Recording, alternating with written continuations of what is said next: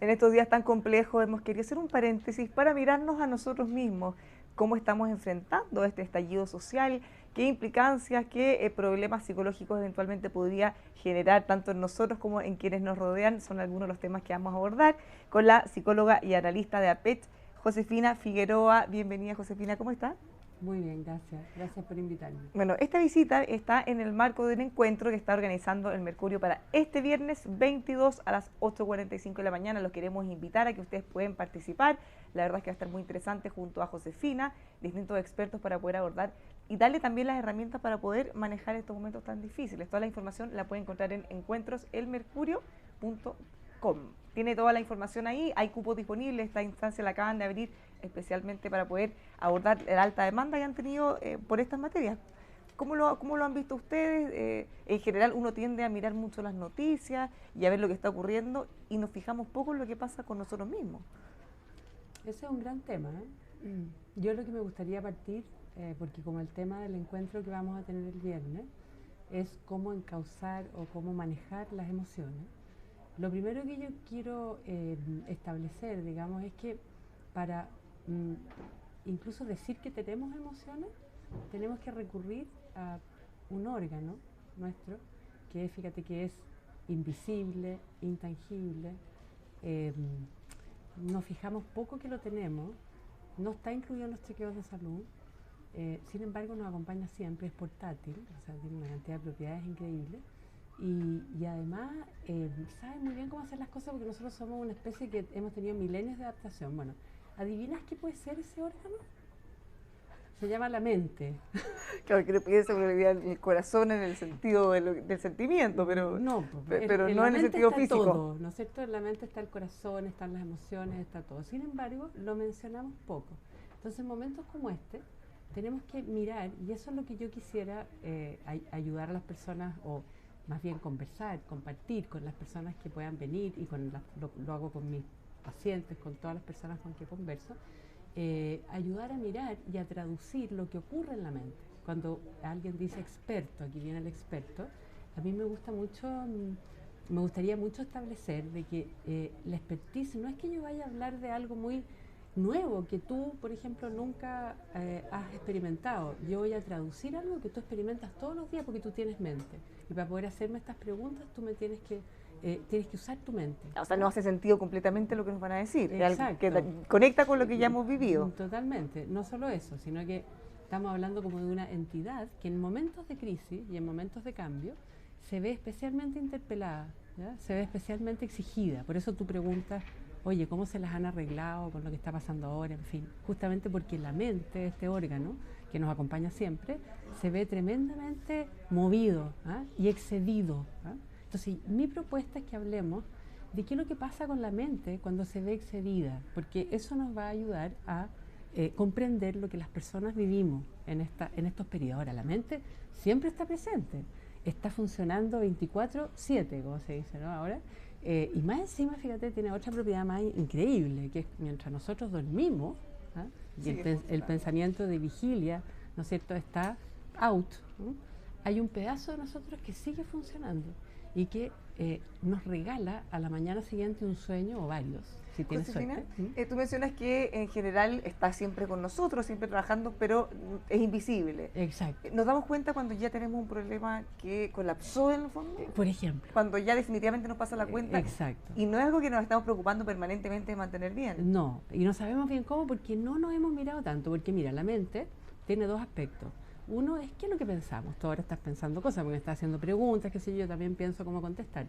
Pero yo te propongo que miremos cómo funcionamos. Entonces, sin llegar todavía al colapso, ¿ya? El colapso de la mente en periodos así se refleja, por ejemplo, como si pensamos en la mente, por ejemplo, como un sistema digestivo, como una intoxicación, por ejemplo. Entonces tenemos signos de intoxicación, como por ejemplo un síntoma, como por ejemplo un cuadro depresivo, por ejemplo una enfermedad somática o funcional, digamos, en el sentido que tenemos, por ejemplo, colon irritable, nos duele mucho la guata, qué sé yo, y esos son signos que nosotros tenemos que saber oír.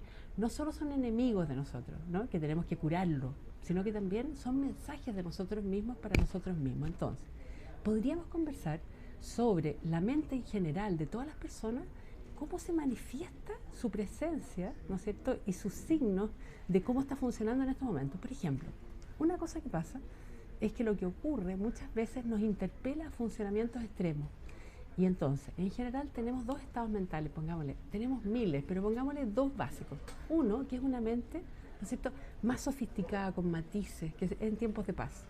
La mente puede ver muchos matices como en un suerte de caleidoscopio, ¿no? Podemos estar pensando muchas cosas juntas, podemos estar pensando lo que voy a hacer después, además lo que me gustaría hacer antes, además lo que hice ayer, además en mi historia, además lo que estoy haciendo ahora. Pero en momentos de crisis, ¿no es cierto?, y de cambio también, como son estos momentos, la mente se ve muy exigida y entonces entramos en otro estado mental y es una mente mucho más básica, que funciona en opuestos.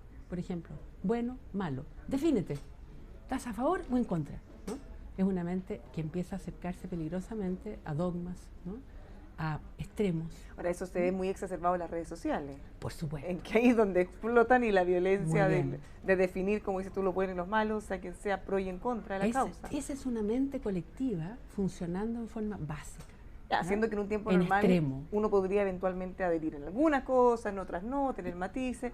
En momentos de crisis eso no ocurre. Y eso lo vemos en la práctica. Y lo vemos todo el rato.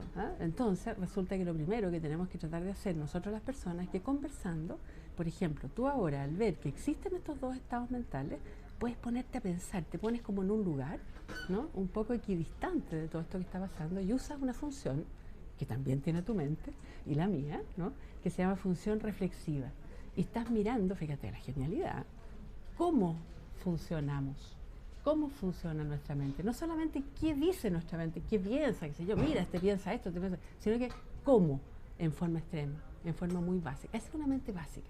Y eso cuando estamos asustados, o estamos con estar muy asustados o estar muy enrabiados, muchas veces las dos cosas van juntas, ¿no es cierto? Ahora, ¿cómo se hace? Porque yo me imagino Espérate, que todo... si tú estás muy enrabiado y estás muy asustado, tu mente se pone más básica, porque se colapsa esa otra capacidad de función reflexiva, de mirarse desde afuera, de sofisticación, de caleidoscopio. Eso dejémoslo establecido, ¿ya?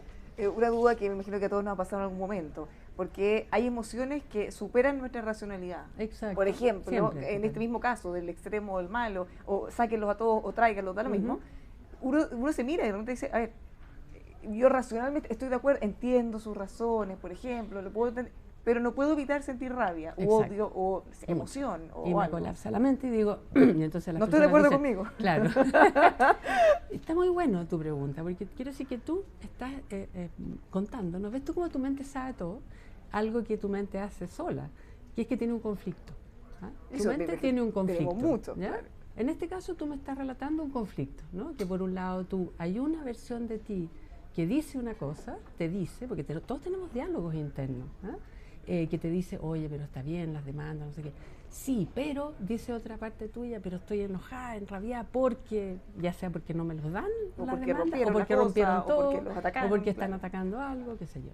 Entonces, primero que nada, si tú aguantas un poco antes de actuar, antes de evacuar eso, por ejemplo, yendo a la calle, por decirte, dependiendo de qué lado sea, en qué lugar estés, a matar a alguien, o bueno, no quisiera decir eso, digamos, es un extremo, no, un ejemplo, pero la caricatura. Pero es una caricatura, ¿no es cierto? Pero si tú esperas un poco, y esa es una cualidad que nosotros podemos desarrollar, ¿no? Las personas la desarrollan naturalmente. Por ejemplo, hay gente que medita, hay gente que reza, hay gente que oye música, hay gente que conversa, hay gente que busca. Entonces, tú puedes esperar un poco, aguanta eso, porque si tú aguantas puedes ver ese conflicto, ¿no? Y eso significa que estás volviendo a tu mente más caleidoscópica, no tan básica, ¿ya? ¿Aparece algo similar con los temores, con los miedos? Porque muchas veces uno también dice, racionalmente, no va a pasar nada, están todas las garantías, por ejemplo, no sé, una montaña rusa, uno podrá decir, están todas las medidas de seguridad, está todo garantizado, se han subido miles de personas, a nadie le pasa nada. Pero no puede evitar el temor de no querer subirse porque es una cosa que lo supera. Exactamente. Por dar ejemplo también básico. Volvemos a lo mismo, ¿no? Entonces, ¿qué es lo que pasa? Que la mente se ve exigida, ¿por qué? Porque es un momento en que, más que nunca, para poder tener un comportamiento más adaptado, tenemos que sostener ese conflicto. Ese conflicto es parte de nuestra naturaleza. Imagínate cómo se habría adaptado el ser humano si no tuviera estas posibilidades de cambio, ¿no? De ir a un lado y otro. Entonces, ¿qué estás diciendo tú misma con lo que me estás contando, que yo te lo puedo traducir? De que en tiempos de crisis, en que esto se pone mucho más en vigencia, lo que hay que hacer primero es sostener un conflicto y no actuarlo, y rápidamente evacuar eso yendo a hacer algo, ¿no es cierto? Y segundo, una vez que tú aguantas un poco, empiezas a ver matices, y entonces puedes moverte de otra manera. Y ese sería el gran desafío en estos momentos. ¿Cómo llegar a ese desafío? ¿Cómo asumirlo? Por ejemplo, que requiere un esfuerzo. Por supuesto. La mente se nos está viendo muy exigida en estos tiempos. Entonces, por ejemplo, si nosotros conversamos, dime tú, si en esta conversación, por ejemplo, yo logro y tú logras conmigo, porque tú me haces preguntas y eso me implanta una idea a mí, digamos, ¿no? Me estimula una idea para poder responderte. Y yo a la vez te contesto algo que tú no lo habías pensado, a lo mejor de esa misma manera, espero, de esa misma manera. Entonces tú... Me quedo pensando en eso. Te quedas pensando en eso. Sobre todo si hace sentido o no. Si te hace sentido, a lo mejor te hace un poco sentido, porque me doy cuenta que te hizo sentido, porque si no, no me hubieras contestado lo que me contestaste. Y entonces empieza a establecerse un momento, ¿no? Acá, de reflexión. ¿No es cierto? Necesitamos Ese mucho es el de rescate. ¿Ah? Necesitamos mucho de esto en el Congreso en los momentos que están discutiendo de acuerdo, por ejemplo. Exacto. ¿Qué pasa? ¿Qué otra cosa estimula mucho esta mente básica? ¿Ya? Las palabras. Las palabras pasan a estar saturadas de significado. ¿Ya? ¿Qué significa saturado? De que alguien dice una palabra y esa palabra trae inmediatamente una experiencia subjetiva muy extrema. ¿Ah? Hay miles de palabras en nuestra sociedad que se usan mucho. Por ejemplo, guerra, paz. Palabras que hemos usado en este mes. Y que han implicado grandes reacciones. ¿Para qué decir el mercado? Que el mercado sí que es una persona tremendamente inestable, más inestable que cualquier ser humano, porque no tiene mente. La palabra recesión genera harto ruido. Por ejemplo, y los mercados se vuelven locos, qué sé yo, entonces guerra, paz, comunismo, recesión, desempleo. Desempleo, mumio, no sé, son todas palabras. Entonces se empiezan a usar esas palabras que a la vez, ¿no es cierto?, estimulan una mente básica, ¿ya?, de buenos o malos. Bueno, esa es la mente asustada o la mente muy enrabiada, es una mente angustiada, ¿no?, con simplemente dos posibilidades. Y probablemente es muy adaptativo en un lado. Estas cosas no son malas per se, es muy bueno, porque si tú estás frente realmente a un mamut que te va a matar, no puedes ponerte a pensar, a decir, será bueno, tienes que, hay que ser rápido. Hay que ser rápido. Si te están apuntando una pistola, bueno. Ahora, ¿cómo ir abordando este ejercicio pensando en que estamos sobreexpuestos a tanta información, ya sea por los medios de comunicación, nosotros mismos nos metemos a redes sociales, nuestros mismos amigos, familia, grupos de WhatsApp, entonces estamos todo el tiempo recibiendo impulsos por todos lados, se hace más difícil. Exacto. Mira, es tan sabia nuestra mente que tenemos dos mecanismos nosotros y que son dos mecanismos extremadamente adaptativos. Por ejemplo, cuando tú me hablas de compartir todo el rato en redes sociales lo que está pasando y se amplifican las cosas y todo el mundo tiene algún tipo de pariente, amigo, supo, de muy buena fuente, de parte del sobrino, de Dios, de que por fin sabemos la verdad, bueno, eso es porque estamos demasiado desesperados por tener seguridad, porque es la incertidumbre que no podemos mucho soportarla. Hay que llenarlo con algo. Claro, entonces, ¿qué es lo que pasa? De que en el fondo, te fijas, lo que ocurre con tu pregunta es que la mente tiene dos mecanismos, justamente dos mecanismos. Uno es la repetición. Cuando tú me dices, uno habla y habla y habla de lo mismo, es una forma de tragarse este güey. ¿Ya? Esas son formas muy adaptativas que tiene nuestra mente para poder tragar el buey, que significa comerse todo esto, ¿entiendes? En tiempos de más turbulencia más, pero en cualquier tiempo, ¿ya? ¿Qué te pasa a ti cuando has tenido una experiencia fuerte, por ejemplo, cuando casi chocaste o casi te asaltaron? Claro, uno pasa varias emociones en un periodo determinado. ¿Pero qué te pasa después? Se repite la cuestión en la cabeza, tú sueñas con eso. Me voy enojada o pensando o preocupada. Y uno te da vuelta y no te das ni cuenta y sueñas con eso. No, y muchas veces también, me imagino que a muchos le pasa, ¿qué hice y qué pude haber hecho? Le debía haber dicho culpable. algo, debía haber cenado, o no debí mirar el celular. Pero piensas mucho en eso. Sí. Entonces repites el evento, igual que cuando uno mastica. Esa es un funcionamiento o una función de masticación y es necesario. Pero resulta que como todo organismo necesita la mente descanso también, necesita negar, necesita olvidarse, necesita distraerse, ¿ya? Y alternar, esta es la respuesta normal frente al estrés, ¿ya? Se combina repetición, porque si no, ¿cómo te lo tragas? Si no mascas el buey, no te puedes tragar ese buey. Y se producen entonces mecanismos desadaptativos. Esto es como cuando alguien sufre alguna crisis o algún problema grave y, por ejemplo, no lo expresa, no llora, no saca esa emoción hacia afuera, que después, al contenerla, puede ir generando otros problemas quizás mucho más graves o más permanentes. Por ejemplo, cuando una persona le pasa eso que tú estás diciendo, está usando en demasía uno de los dos mecanismos, el de negación, ¿cierto? Bloqueó la respuesta emocional. Y no es bueno, porque eso produce síntomas. ¿Por qué? Porque en nuestra mente nada se pierde, ¿ya? No se puede... No se hace check y no, se supera. No se puede hacer cero, ¿no? Es como efluvios que dan vuelta, digamos, no se pierde. Entonces, se produce un empobrecimiento de la personalidad. Cuando una persona repite demasiado, se produce inundación. Si usa demasiado el mecanismo de repetición, ¿no es cierto?, se produce inundación emocional. Si tú pasas pegada a las redes, ves cosas, no descansas nunca, te inundas de angustia y tu mente se pone básica. ¿Me voy explicando? Ya. Claro, uno puede tener en ese sentido una determinación o tratar de filtrar un poco, o darte cuenta de eso que te está pasando, de que estoy demasiado en el mecanismo de repetición, voy a tener que distraerme un rato, voy a meditar, algunas personas rezan, las personas creyentes van a recurrir, por ejemplo, a la oración, a ir a una iglesia, a parar y ponerse en otro lugar, ¿ya? O a leer, si a alguien le gusta la lectura, o a ver una serie, o a oír música, hay personas que si extreman esos mecanismos, ¿no es cierto?, pasa lo que tú dices, hay un bloqueo emocional, o se ponen a tomar, está bien, tomarse un traguito sí, pero 2 botellas de vodka no, pero eso puede ser la mejor manera de aturdirse. Una manera de evadir. Y el gran extremo de evadir esto sería dormir. Bueno, y el extremo total ya es morir. Ahí ya uno no sabe nada. Bueno, en este encuentro de Mercurio que le hemos comentado que se va a realizar este viernes 22 de noviembre a las 8:45 aquí en el Mercurio, ustedes pueden participar, puede comprar su entrada incluso aquí mismo esa mañana. Se han dado todas las facilidades, también la información en encuentroselmercurio.com. ¿Cómo manejar las emociones en tiempos de cambio? Es la temática que nos va a convocar este viernes. En estos momentos uno piensa muchas veces en los niños, por ejemplo. Pero finalmente, si no pensamos nosotros mismos, por mucho que les transmitamos un mensaje de aquí hacia afuera, si nos ven angustiados, preocupados, claramente eso se transmite igual. Los niños son como verdaderas esponjas, son de un nivel de intuición muy impresionante. Por ejemplo, mis nietos, voy a poner un ejemplo, mientras nosotros conversábamos los primeros días de política, que, en fin, todos muy conmocionados, ellos estaban haciendo un juego. Cuando lo miramos era una huelga de peluches, ¿no? y que cuando les preguntábamos por el petitorio, todos querían ser unicornio. Entonces era un petitorio muy complicado. Entonces los niños, no solamente hay que ayudarlos, también hay que escucharlos, porque tienen mucho que decirnos y nos ayudan muchísimo, ¿no?, a poner en palabras estas cosas que están pasando. Claro. Esa es una de las cosas importantes para tu mente, que alguien te ayude a poner en palabras. De eso vamos a conversar. ¿Cómo hacerlo? ¿Cómo transformar eso? Ahora, también se ha hablado y se ha discutido harto respecto a cómo nuestras relaciones personales se han ido también quizás viendo más perjudicadas. La sociedad pareciera que se ha ido polarizando de una forma muy, muy rápida y muy dolorosa.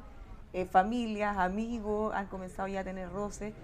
¿Cómo asegurarnos de poder hacer este cambio de switch antes que sea demasiado tarde? Mira, yo pienso que siempre es muy importante tener confianza en el ser humano. Si hemos sobrevivido los milenios que hemos sobrevivido, es porque realmente esto que te estaba contando de nuestras propiedades mentales alternantes, ¿no? Deberíamos tener confianza en que esa familia que se agarró, que se va a volver a juntar, porque tenemos esa tendencia, porque si no el mundo se habría acabado qué tiempo, ¿no? Hay una tendencia más constructiva en el mundo todo humano que destructiva, si no, no habríamos sobrevivido. Pero sí es interesante pensar también de que no todo es malo en esto, que también que las familias discutan, conversen. El conflicto es inevitable, es parte de las relaciones. Este remesón que estamos viviendo todos no solo trae cosas malas, también no solo nos trae angustia, también nos trae posibilidades, ¿eh? Como toda crisis, ¿eh? El pictograma o ideograma chino para crisis es peligro y oportunidad, ¿no? Muchos deben saber eso, se usa bastante, pero es interesante porque dependiendo del lado que tú mires, y esa es la mente caleidoscópica, ¿no es cierto?, y más sofisticada, ves el lado oportunidad, y aquí tenemos también una oportunidad dentro de la misma familia, de poder soportar el conflicto, porque si no soportamos el conflicto dentro de la familia, ¿dónde se soporta?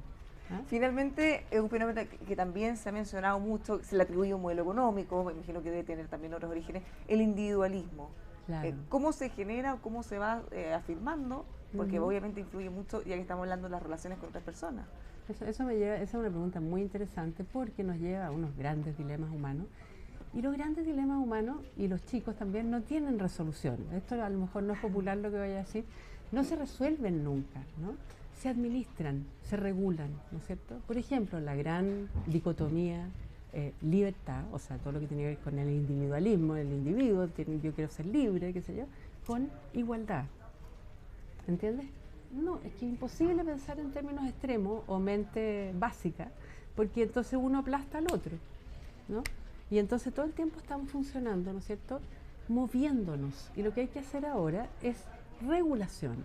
Lo mismo con los afectos, lo mismo con los conflictos, con los sentimientos, en nuestra mente, ¿no? Más que suprimir algo, más que quien yo quiera conversar contigo, con las personas que vendrán el viernes, qué sé yo, para eliminar el miedo, eliminar la rabia. No, lo que tenemos que hacer es regular esto, ¿no? O desarrollar también otras instancias como la empatía, por ejemplo, ¿no? En la Bueno, medida eso que uno sería puede un ser mecanismo más... regulatorio. Claro. Cuando tú te acercas más al otro y lo puedes comprender, inevitablemente te pones menos básica, ¿entiendes? Menos de enemiga. Hay varias experiencias en ese sentido.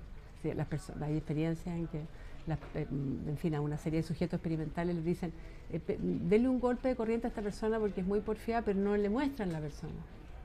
Y esos sujetos de experimentación que están haciendo eso por un computador, digamos, no es verdad que están haciendo eso, pero ellos creen que sí, le hacen golpes de corriente más fuertes a aquellos que no ven que a aquellos que están viendo. Entonces, obviamente, si uno está lejos, ¿no es cierto?, y hay una masa anónima, por eso las redes tienen su peligro.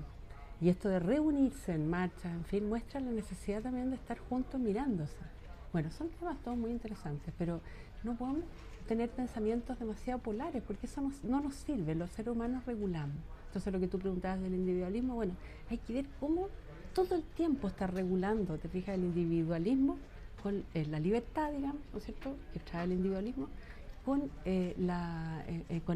con su contrario, que sería la igualdad. Fíjate de que también todos podemos tener oportunidad.